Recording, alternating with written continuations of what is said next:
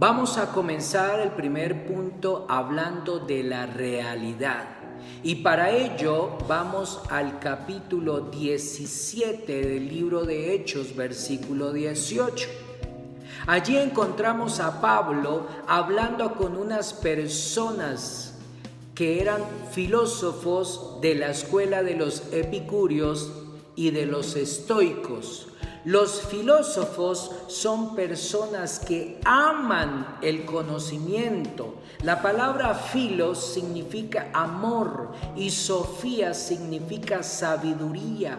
Son personas que buscan, escudriñan, construyen pensamientos que justifiquen sus acciones para que rijan a una sociedad, argumentando que lo que piensan es lo real y es lo correcto y por lo tanto se convierte en una verdad.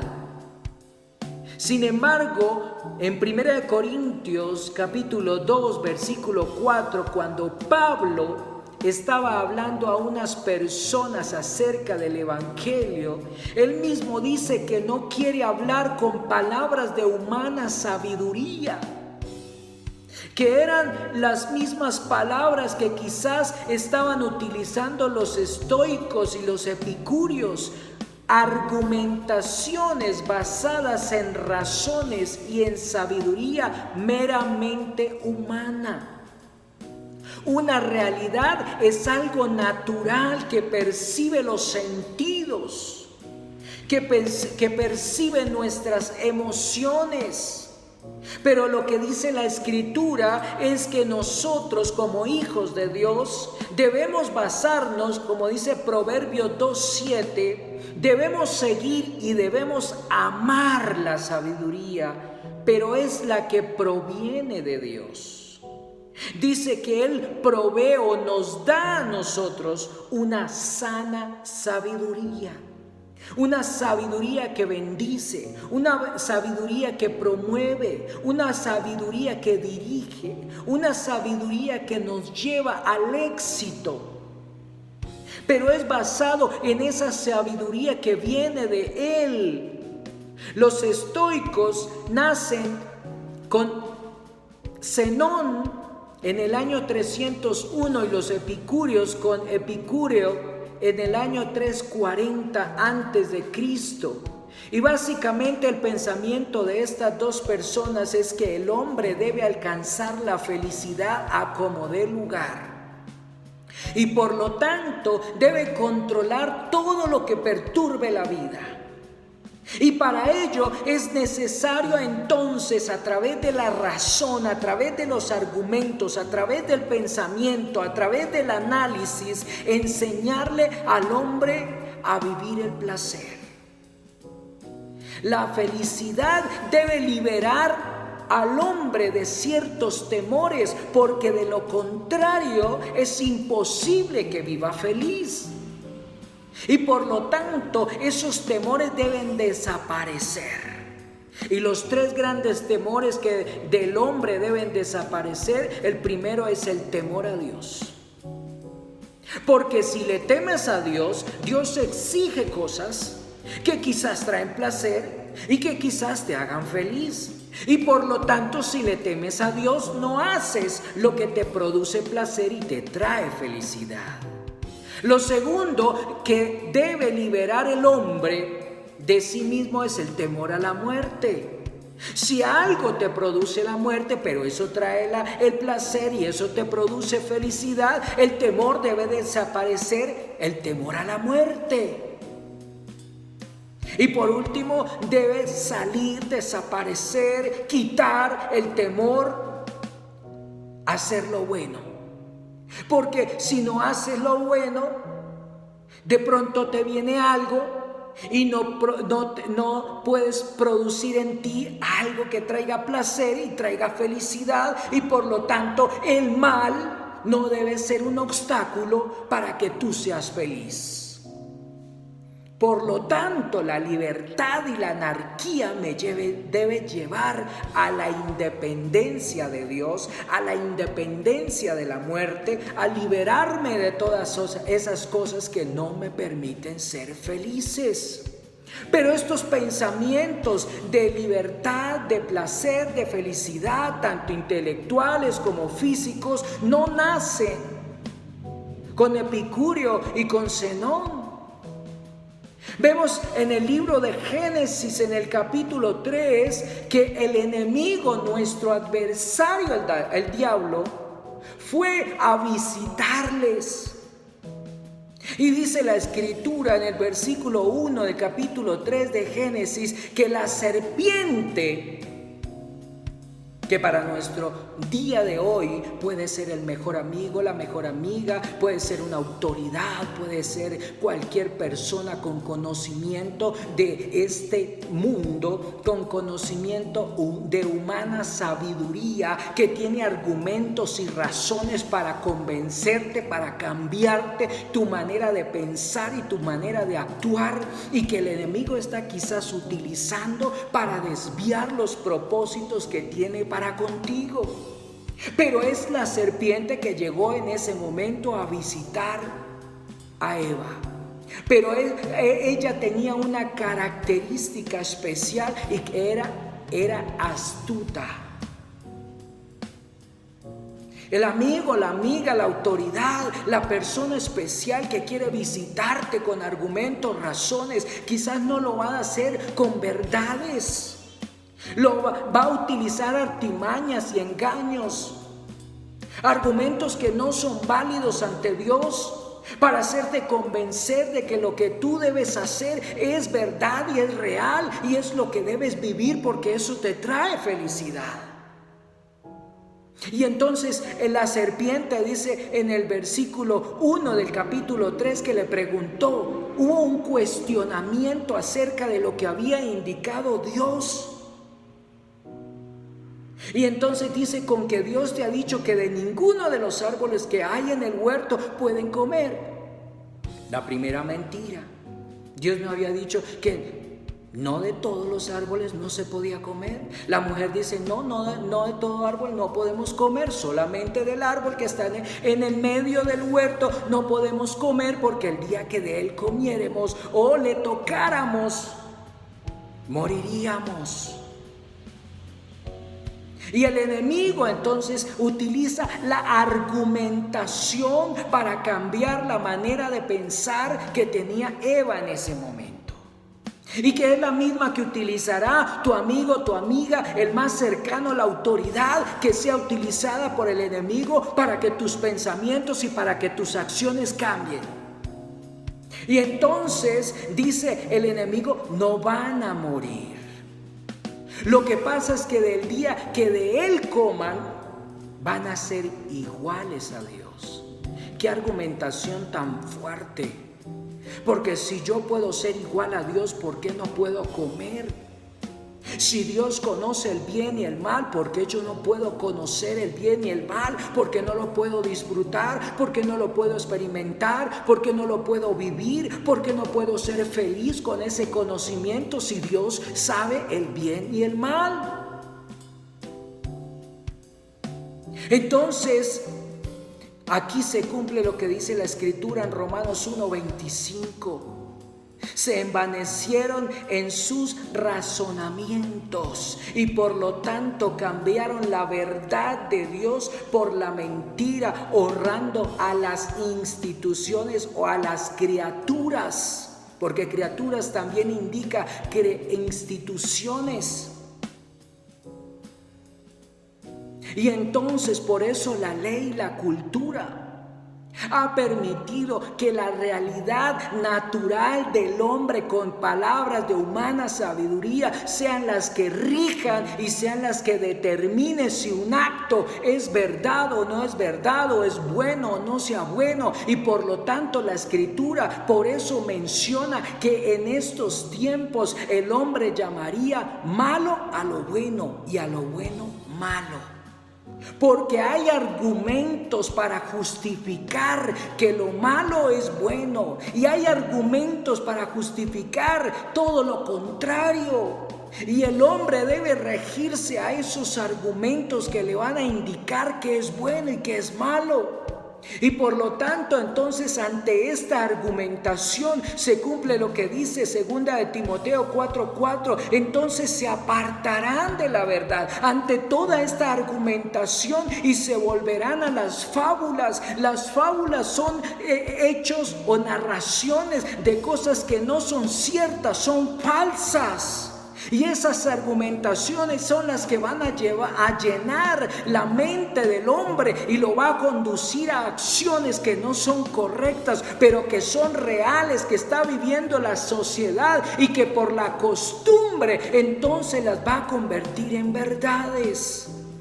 Y es así como Eva recibe esta información de ser igual a Dios y de conocer el bien y el mal. Y si Dios conoce el bien y el mal, ¿por qué me lo prohíbe? ¿Por qué me lo cohíbe? Entonces es allí en el versículo 6 cuando dice la Escritura que la mujer se convenció de toda esta argumentación y aceptó como válido todo lo que le estaba diciendo el enemigo. Y entonces comenzó a ver que este árbol era bueno. Entonces lo que sentía en su cuerpo, en su alma, empezó a convertirlo en algo real y como una verdad. Y ya no solamente era hermoso, veía que aquel fruto inclusive era delicioso, ya su paladar lo deleitaba. Y entonces quiso también poseer la sabiduría que le daría aquel fruto. Y entonces por lo tanto tomó y comió del fruto. Y no solamente ella, sino que lo llevó a su esposo para que comiera. Qué realidad tan crítica la que estamos viviendo el día de hoy. Es una sociedad que se mueve por argumentos y razones, una juventud que si no se le explica la razón por la cual no debe hacer algo, no lo obedece. Es una sociedad que está movido por argumentos falsos, que están sometidos a razonamientos que no son los correctos. Una sociedad que se pierde sin Dios, que vive sin Dios y por lo tanto urge que la iglesia, urge que los hijos de Dios podamos llevar a estas personas a salir de una realidad virtual, es decir, que no es real, una realidad falsa, una realidad que no construye, una realidad que no edifica, una realidad que no lleva a ningún lado. Por lo tanto, necesitamos hijos de Dios, una iglesia que se levante en ayuno, una iglesia que se levante en oración, una iglesia que cambie y transforme esta realidad y pueda traer la verdad de Dios al hombre para que pueda ser diferente, para que pueda ser bendecido. El segundo punto es la verdad.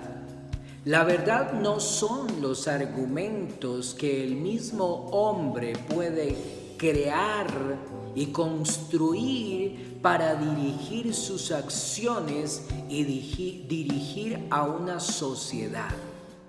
La verdad es una persona. En la Biblia encontramos en el libro de Juan, capítulo 14, versículo 6, que Jesús dice quién es la verdad. Y Jesús dice: yo soy la verdad. Yo he venido a dar la verdad. Yo he venido a decir la verdad de lo que se debe vivir, de lo que se debe creer y de lo que se debe hacer. Dice la Escritura en Juan capítulo 10 versículo 36 que cuando Él estaba aquí en la tierra, decía que Él era el Hijo de Dios. Y eso que Él decía era verdad. Sin embargo, la gente no creía esa verdad. Porque lo que habían visto sus ojos era una realidad totalmente diferente. En Mateo capítulo 13, versículos 55 al 57 vemos lo que pensaba y decía la gente acerca de Jesús. Y decía, luego no es el hijo del carpintero. Eso es lo que ven nuestros ojos, esa es la realidad, eso es lo que podemos decir, esa es la verdad. Su madre no se llama María, no es la vecina de Julanito, no es la que vive en tal barrio. Sus hermanos, nosotros los conocemos, se llaman Santiago, José, Simón y Judas. Sus hermanas no están aquí entre nosotros en esta reunión. Eso era lo que decía la sociedad de Jesús. ¿Cómo puede ser el Hijo de Dios si es hijo de un humano? Y por lo tanto no puede ser hijo de Dios y menos ser Dios. Pero Jesús dice de sí mismo, yo soy la verdad y yo os digo que yo soy el Hijo de Dios y soy Dios. Es una verdad difícil de construir mentalmente con argumentos humanos para poderlo entender y poderlo asimilar y poderlo recibir.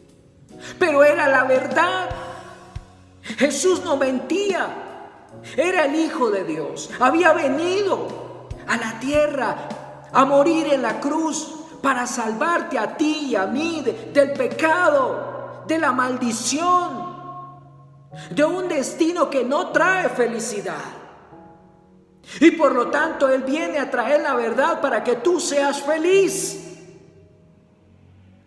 Él no miente, Él dice la verdad de sí mismo y Él quiere que tú seas feliz. Él quiere que tú llegues a disfrutar lo que tienes y lo que Dios mismo te ha entregado y te ha dado. Jesús es la verdad. Y Él quiere entrar en tu corazón. Él quiere hacerte diferente. Él quiere que pienses de manera diferente. Él quiere que logres el éxito. Él quiere que cada día le sigas y le sirvas. Esa es la verdad. Y dice que de tal manera amó Dios al mundo que ha dado a su Hijo unigénito, a Jesús, que es la verdad, para que todo aquel que en Él crea no se pierda, mas tenga vida eterna. Esa es la verdad. Es Jesús. Jesús vino a traernos la felicidad para que la pudiéramos disfrutar aquí en la tierra y no solamente aquí, sino también en el cielo, en un día futuro, en un momento futuro, cuando tú y yo muramos, entonces en el cielo podamos disfrutarlos por toda la eternidad, alabándole y adorándole. Jesús es la verdad. Cuando estuvo aquí en la tierra, en el capítulo 11, podemos ver la historia de Lázaro. Y en el versículo 11, Marta, después de haberlo llamado, haberle avisado, haberle informado que Lázaro estaba enfermo, por fin llegó. Y llamó a Marta, y Marta fue a recibirle. Y lo único que le dice es, maestro, si tú hubieras estado aquí, mi hermano no hubiera muerto. Pero como las palabras de Jesús, y Jesús es la verdad, dice en el capítulo 11 del mismo versículo 23, Jesús le dijo, tu hermano resucitará. Pareciera no ser cierto. Marta entendía que esto se daría en un futuro, en el cielo, no en la tierra.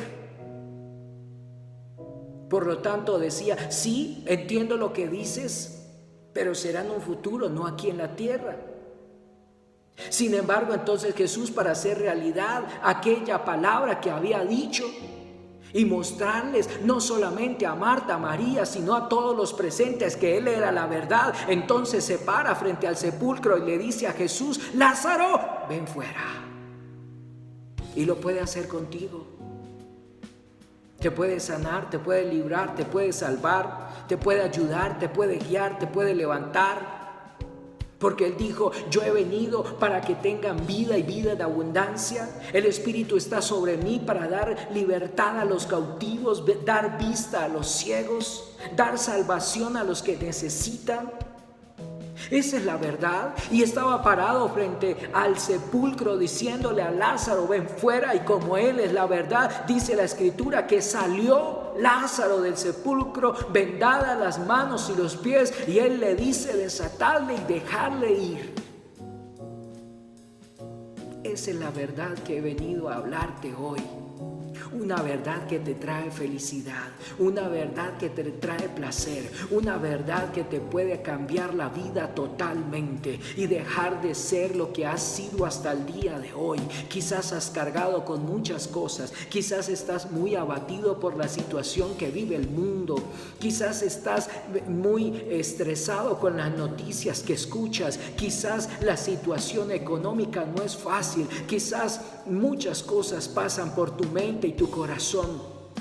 Pero lo que quiero decirte hoy es que Jesús es la verdad y Él quiere cambiar esa realidad que tú estás viviendo hoy. Y quiere decirte que Él quiere traerte la felicidad, una felicidad que es espiritual, una felicidad que se fundamenta en la sabiduría de Dios, una felicidad que viene de parte de Él para transformar y cambiar tu realidad. Pero también quiero decirte, amigo que me estás escuchando, hermano que me estás viendo, que la verdad también es el Espíritu Santo. Dice en Juan 14:17 que el Espíritu de verdad, aquí se refiere al Espíritu Santo.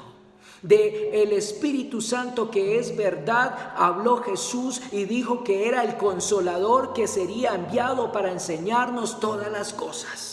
Todas las cosas acerca de Jesús, todas las cosas acerca de cómo debemos comportarnos, cuáles son las decisiones que debemos tomar, cuáles son las cosas que debemos seguir, cuáles son las cosas que debemos aprender, cuál es la verdad que me lleva a la verdadera felicidad de mi vida. El Espíritu Santo la puede dar, el Espíritu Santo la puede enseñar, el Espíritu Santo la puede recordar, el Espíritu Santo la puede traer a tu vida. No es ajena, no se escapa. Si tú la quieres, la puedes recibir el día de hoy. Dice Hechos 1:8 que cuando vendría el Espíritu Santo, aquellos que lo recibieran tendrían poder. Y así sucedió. Recibieron poder los apóstoles, fueron ungidos. Aquel día el Espíritu Santo vino sobre ellos con poder como lenguas de fuego y sus vidas fueron transformadas, fueron cambiadas y la tuya también puede ser cambiada. Esa es la verdad de la que hoy quiero hablarte, no una realidad que percibe nuestros ojos, una realidad que perciben nuestros miembros físicos. Era como el siervo de Eliseo, que lo único que veía era peligro, pero la verdad era que habían ángeles en el cielo guardándolos y cuidándolos. Esa era la verdad, diferente a la realidad que veían sus ojos físicos. Y como el Espíritu es la verdad, dice la Escritura en Hechos capítulo 2, versículo 14, que Pedro poniéndose de pie, pero no por sus propias fuerzas, sino por el poder del Espíritu Santo que lo había levantado, al escuchar que todos se burlaban de ellos porque creían que estaban borrachos, él se para con la inspiración y el poder del Espíritu Santo a hablarles acerca de Jesús. Y tanto era el poder del Espíritu Santo que se movía en aquel instante, que dice que la Escritura, que ellos que estaban escuchando a Pedro se compungieron. ¿Y quién los compungió? El Espíritu Santo con su poder les reveló lo que era el pecado, les reveló lo que era la justicia, les reveló lo que era el juicio. Y entonces comenzaron a decir: varones hermanos, ¿qué haremos? Dice Pedro: arrepentíos y bautícense cada uno. Esta era la verdad que se estaba viendo en aquel momento. Y como él era la verdad, También dice en la Escritura que se movió a través de los apóstoles con señales, milagros y prodigios. Y entonces a través del poder del Espíritu Santo dice que la gente traía los enfermos y los que estaban atormentados a los pies de los apóstoles. Los traían en camas. Pero dice la Escritura en el capítulo 5, versículo 12, que todos aquellos que hacían prodigios y señales, que eran los apóstoles, traían sanidad a todos ellos que eran traídos en camas y que eran sanos y que eran libres también. Eso es la realidad que quiero mostrarte, que quiero presentarte el día de hoy. Es una realidad que tú puedes vivir, tú puedes ser sano, tú puedes ser libre. Dice la Escritura en Gálatas 5, versículo 22, que Él permanece en nosotros y que el fruto del Espíritu que está en nosotros, Él produce en tu vida, en mi vida, el amor, el gozo, la paz, la paciencia, la benignidad, la bondad, la mansedumbre, la templanza. Contra tales cosas no hay ley humana que pueda dar la felicidad, pero el Espíritu sí. El Espíritu Santo sí puede dar esa felicidad y convertir esta palabra que es dada hoy a tu vida y recibir el gozo, la paz, la felicidad que tanto necesitas y estás buscando. La verdad que describe la palabra de Dios no solamente es Jesús, no solamente es el Espíritu. Es Dios también con su palabra. Dice la Escritura en Juan 17:17 que la palabra de Dios es verdad. Por lo tanto, Dios también es verdad. Es una verdad hecha realidad en nuestras vidas si tú lo quieres, si tú lo deseas. Dice la Escritura en el libro de Salmos, capítulo 119, en el versículo 142 y 160, que los mandamientos, la palabra de Dios es verdad. Y esa palabra que es verdad te puede limpiar. Esa palabra que es verdad te puede dar consejos en momentos difíciles. Esa palabra te puede vivificar en momentos donde ya tus fuerzas se han agotado completamente. Esa palabra de Dios que es verdad te puede consolar en medio de la tristeza, en medio del desconsuelo. Esa palabra de Dios puede darte inteligencia cuando estés emprendiendo un negocio, cuando estés tomando decisiones difíciles. Esa verdad te puede bendecir. Esa verdad de Dios que es poderosa te puede dar regocijo, te puede dar el sustento que tanto necesitas en medio de la adversidad, del problema, de la angustia. Esa palabra puede ser tu escudo, puede ser tu socorro, como dice la Escritura. ¿De dónde vendrá mi socorro? Mi socorro viene de Jehová, que hizo los cielos y la tierra. Esa palabra de Dios trae paz a tu vida, puede guardar tu alma, puede librarte de la violencia y ordenará tus pasos. En un libro que escribí dice que hay 4 razones, pero no son razones humanas, son razones espirituales. Primera razón es que nada te faltará porque Él es tu buen pastor. Segunda razón, nada te dañará porque Él es tu escudo y fortaleza y ningún enemigo podrá dañarte. Nada podrá detenerte, es la tercera razón, porque Él quiere como el alba, la luz de la aurora, levantarte hasta que llegues a la plenitud de la Escritura, de la bendición, de lo que tiene para ti. Y la última es: nada te separará. Una razón tan poderosa y firme que tú debes vivir para ti. Hoy te bendigo y declaro que la verdad reposará sobre ti, sobre tu familia, sobre tus bienes, sobre tu tu ministerio, sobre tu matrimonio, sobre lo que tienes, lo que Dios te ha dado. Te bendigo, mi hermano, con esta palabra de verdad, que es Jesús, que es el Espíritu y que es Dios, y que debes tenerlo atesorado en tu vida, seguirle y servirle por el resto de tus días. En el nombre de Jesús, amén.